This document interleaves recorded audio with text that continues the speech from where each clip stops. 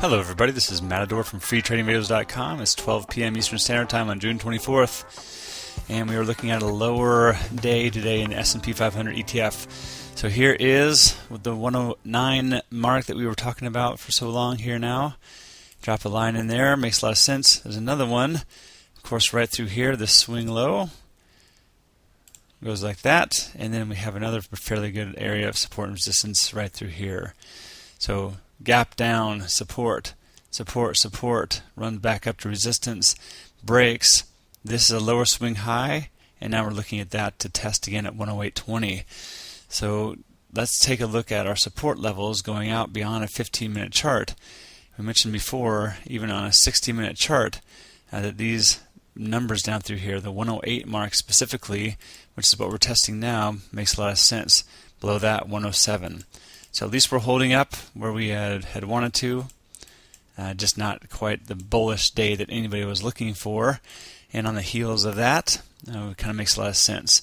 So here are our lines of support in the future, breaking one of them now, testing it, but also trying to work back up. If we do get a higher swing low, nice inverse head and shoulders, we'll look for that cup and handle breakout to the upside as we stall at this 108.20 resistance. On a daily chart, of course, this just looks like one more down bar, and that's 1, 2, 3, arguably 4 now if we close where we are now, and that's definitely better than a 50% retrace of that. So good test of this 108 mark, see if we can hold that. That's what I'm looking for, just a higher swing low on that time frame, and of course on a weekly time frame. We already know what we're fighting into. I'm still looking for some kind of consolidation through here, if not some higher swing low. So good stuff. That's what I see. Let's take a look at the market internals. Very, very important to do. The trend, of course, is definitely looking at 2.12.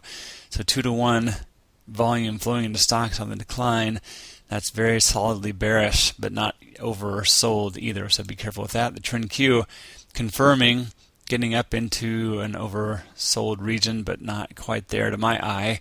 So two very good confirmations that the sell-off we're seeing is real and has some teeth behind it. The VIX, good tiebreaker in this case, we don't need one, is also ramping up very, very nicely all day long from the open gap all the way up to resistance, pulls back a little bit, higher swing low, and now even a higher swing high as we approach 30 again. So yikes. Let's take a look at a higher time frame here to get a taste of that. Very, very nice resistance levels on the way up at 30. Beyond that, 31 area, and then the declining 200. On the daily chart, this is a very good move and a hold, actually, of the 50 MA. We're back above that after bleeding out to the 200 MA, and now I see resistance at the 20, just testing that briefly, and that coincides with the 30 mark. So watch very carefully now. If you're going to go short, it's already been up 1, 2, 3, 4 bars in a row, and arguably on the SPY itself, down 1, 2, 3, 4 bars in a row. So you need to be careful again for a good tradable setup, or if the stock that you're looking at in context with the broad market has a good setup, how you might take profits and approach that. So good stuff. A lot of layers of the onion to peel apart when we're thinking about market internals.